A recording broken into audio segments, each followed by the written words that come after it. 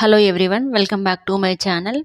ఈరోజు మన ఛానల్లో చాలా సింపుల్గా అయిపోయే రవ్వ కేసరి రెసిపీని అయితే చూసేద్దాం.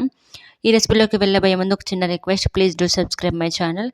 ఇంకా ఈ రెసిపీ కోసం అయితే 1 కప్పు వరకు నేను రవ్వ తీసుకున్నాను. అండ్ అలాగే డ్రై ఫ్రూట్స్ని అయితే తీసుకున్నాను. కొన్ని పిస్తా పలుకులు, కొన్ని కాజు, అండ్ అలాగే కొన్ని బ్లాక్ కిస్మిస్ని అయితే తీసుకున్నాను. అండ్ అలాగే షుగర్ కూడా తీసుకున్నాను. ఇంకా పొయ్యి పైన గిన్నె పెట్టుకొని అందులో 1 స్పూన్ వరకు నెయ్యిని వేసుకొని మనం తీసుకున్నాం కదా డ్రై ఫ్రూట్స్ని, ఆ డ్రై ఫ్రూట్స్ని అయితే ఇందులో వేయించుకోవాలి. ముందుగా కాజు వేసుకోవాలి, తర్వాత పిస్తా పలుకులు, అండ్ అలాగే లాస్ట్లో బ్లాక్ కిస్మిస్ని అయితే వేసి వేయిస్తున్నాను. మీ దగ్గర నార్మల్ వైట్ కిస్మిస్ అంటే నార్మల్ కిస్మిస్ ఉన్నా కూడా వేసుకోవచ్చు. ఈ విధంగా మనం వేసిన డ్రై ఫ్రూట్స్ అన్నీ ఈ విధంగా వేయించుకోవాలి. చూసారా కిస్మిస్ అంతా ఎలా పఫీగా అయిపోయిందో. ఈ విధంగా అయిన తర్వాత మనం ఈ డ్రై ఫ్రూట్స్ని పక్కన తీసి అయితే పెట్టుకోవాలి. ఈ విధంగా మంచిగా గోల్డెన్ కలర్ వచ్చేంత వరకు అయితే వేయించుకొని పక్కన పెట్టుకోవాలి.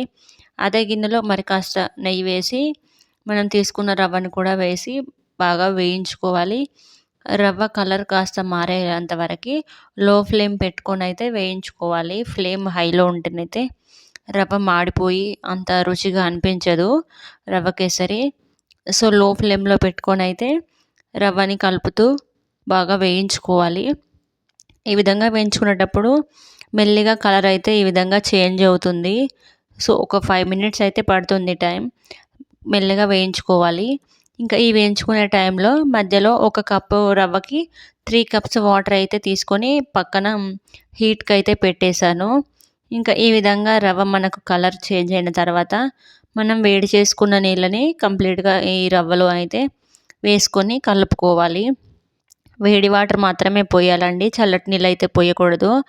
టేస్ట్ అంత బాగుండదు, రవ్వ అంతా పొడి పొడిగా అనిపిస్తుంది. ఈ విధంగా వేడి నీళ్ళు పోసుకొని మనం రవ్వనైతే ఉడికించుకోవాలి కలుపుకుంటూ. ఈ విధంగా మనం మంచిగా కలుపుతూ ఉడికించుకోవాలి. రవ్వ అడగంటిపోయే ఛాన్సెస్ ఉంటాయి. సో కలుపుతూనైతే ఉడికించుకోవాలి. 1 కప్పు రవ్వకి 3 కప్స్ వాటర్ అనేది ఐడియల్ అండి. ఈ విధంగా కాస్త ఉడికిన తర్వాత షుగర్ అయితే నేను ఇక్కడ 1 కప్పు మాత్రమే యాడ్ చేస్తున్నాను. బట్ 1.5 కప్ అనేది ఐడియల్ మెజర్మెంట్ అండి. నేను పిల్లల కోసం కాస్త స్వీట్నెస్ తగ్గించి చేస్తున్నాను.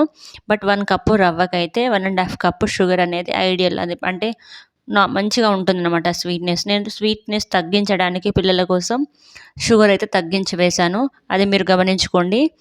ఈ విధంగానైతే మనం షుగర్ వేసి షుగర్ అంతా కరిగేంత వరకు ఈ విధంగానైతే మిక్స్ చేసుకోవాలి. ఇంకా ఈ విధంగా మంచిగా షుగర్ మొత్తం కరిగిపోయిన తర్వాత మనం ముందుగా ఫ్రై చేసి పెట్టుకున్నాం కదా డ్రై ఫ్రూట్స్ని, మొత్తంగా డ్రై ఫ్రూట్స్ వేసేసి ఒకసారి బాగా మిక్స్ చేసుకొని ఇంకా సర్వ్ చేసేసుకోవడమే.